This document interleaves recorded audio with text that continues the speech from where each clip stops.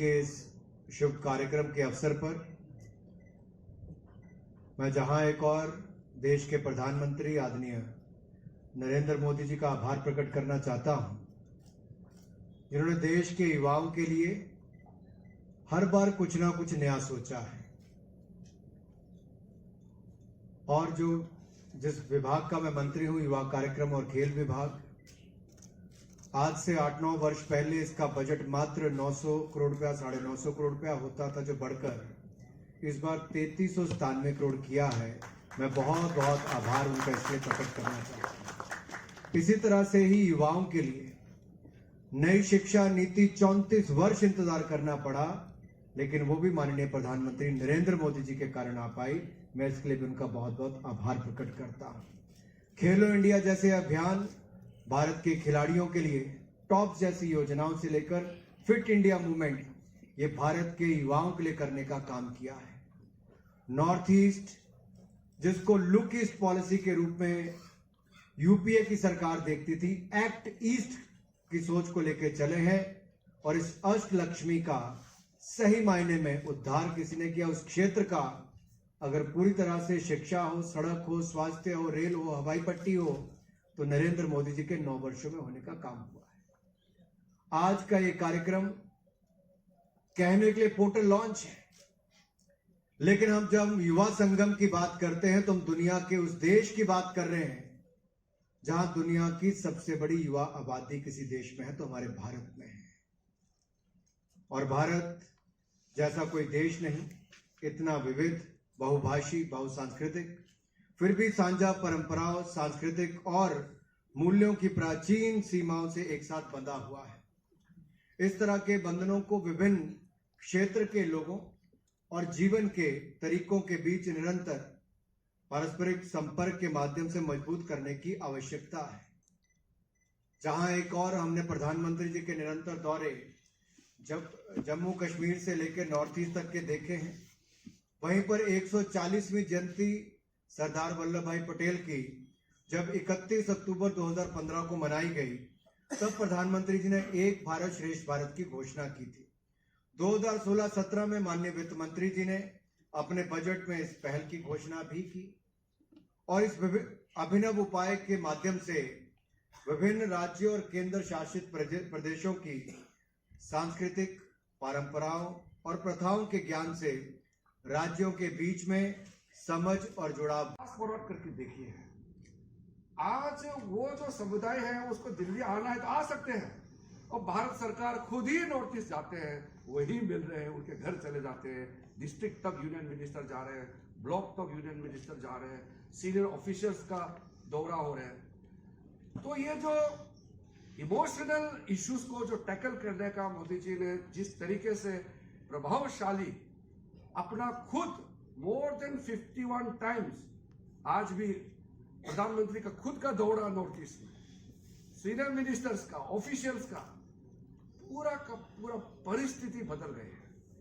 अब north east के कोने में रहने वाले, म्यांमार बॉर्डर में रहने वाले, चाइना बॉर्डर में, कहीं भी भूटान बॉर्डर या बांग्लादेश बॉर्डर में रहने वाला भी अब सोचते हैं कि हमारा प्राइम मिनिस्टर मोदी जी हमारे लिए सोचते हैं। अब वो फील करने लगे जो इतना बड़ा गैप था, इतना बड़ा डिस्कनेक्ट था, वो खत्म हो गए। हम कोई पार्लियामेंट में चिल्ला चिल्ला के कहते थे, तो आज जो परिस्थिति हुआ है उसको आज के इस कार्यक्रम से एक नई लेवल तक ले जाने का प्रारंभ किया जा रहा है। प्रधानमंत्री जी ने अब इसको स्टूडेंट्स, अब हायर एजुकेशनल इंस्टीट्यूशंस का आज प्रारंभ किया जा रहा है। नॉर्थ ईस्ट से लोगों को यहाँ पे बाकी देश के हायर एजुकेशनल इंस्टीट्यूशन में ले जाना, यहाँ के लोगों को वहाँ ले जाना। मैंने अभी जो नोट पढ़ा 70-30 के रेशियो में, ये बहुत अच्छा रेशियो बनाया है। और रेलवे का इसमें क्या रोल रहेगा, यूथ अफेयर्स, स्पोर्ट्स डिपार्टमेंट का, डोनर मिनिस्ट्री का, तो ये टूरिज्म कल्चर सारा मिलकर के जिस तरीके से प्लान किया है, आगे करेक्शन या इंप्रूवमेंट करना होगा वो कर सकते हैं, लेकिन कंसेप्ट इतना सुंदर कंसेप्ट बना करके ले जा रहे हैं। मैं तो ये समझता हूं कि पीएम साहब जैसे सोचे थे बिल्कुल उसी रास्ते पे ये प्रोग्राम का कंसेप्ट बनाया गया है और इसी दिशा में हम आगे जाएंगे। तो जो 2047 में भारत वर्ष को एक विकसित देश बनाने का जो सपना है, to make India a fully developed nation by 2047, when we would be celebrating our centenary of independence celebration, India would be already a developed country, and that dreams cannot just achieve by mere launching schemes and programs. You have to make every Indian connected to each other, heart to heart, soul to soul. This emotional connect is extremely important. वक्ती मित्रों ने इस कार्यक्रम के बारे में, प्रधानमंत्री की विजन के बारे में तथा अभी जो मूवी आई है उस मूवी के प्रदर्शन के साथ साथ इस कार्यक्रम की एक मोटी लेखा जोखा आप सभी के सामने आई है और पोर्टल अभी आप लोगों की उपस्थिति में एक प्रकार से इस युवा संगम हमारे देश में अपने आप में एक महत्व रखती है। भारत की कुछ शब्द ऐसे हैं, सभी भाषाओं में एक ही होता है। हमने प्रयास किया है, मैं कोई दावा नहीं करूंगा, लेकिन प्रयास किया है। संगम यानी उसकी मोटा मोटी अर्थ देश भर में एक है। मिलना जुलना, एकत्रित होना, इसी की नाम है संगम।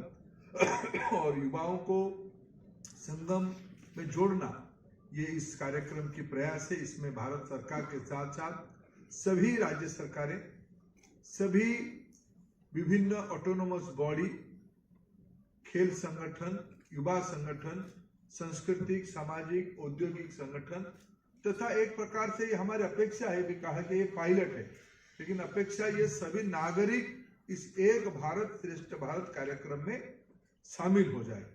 मानो सिक्किम की कोई एक डेलीगेशन भारत की कोई राज्य में आता है तो आएगा तो जलपाईगुड़ी होके, तो जलपाईगुड़ी में भी चाय वाले को मालूम होनी चाहिए मेरे वहां एक भारत की श्रेष्ठ भारत की टीम जा रहा है, तो मैं उनको आदर से पैसा ही लूंगा लेकिन थोड़ा चीनी और लगा दूंगा।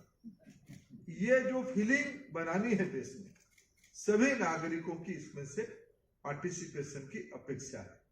इस प्रकार की माहौल हम सभी लोग नहीं लगेंगे तो नहीं बनेगा। अभी अभी एक सफल प्रयोग भारत सरकार की ओर से किया गया, काशी तमिल संगम। सुदूर तमिलनाडु से 2500 समाज के यहाँ तो छात्र और युवाओं को पहले शुरू किया जाएगा फरवरी महीने में, लेकिन वहां तो तमिलनाडु की सभी गांव, समाज की सभी वर्गों को प्रतिनिधित्व करते हुए विभिन्न राज्यों में ट्रेन में बिठा के लेके आया गया। 3 दिन की उन्होंने प्रवास किया। यहां भी ऐसे होगा, एक एक राज्य की छात्र युवा एक राज्य में जाएंगे, आएंगे ट्रेन में, जाएंगे ट्रेन में, उनकी सत्कार रास्ता भर में किया जाएगा, उनकी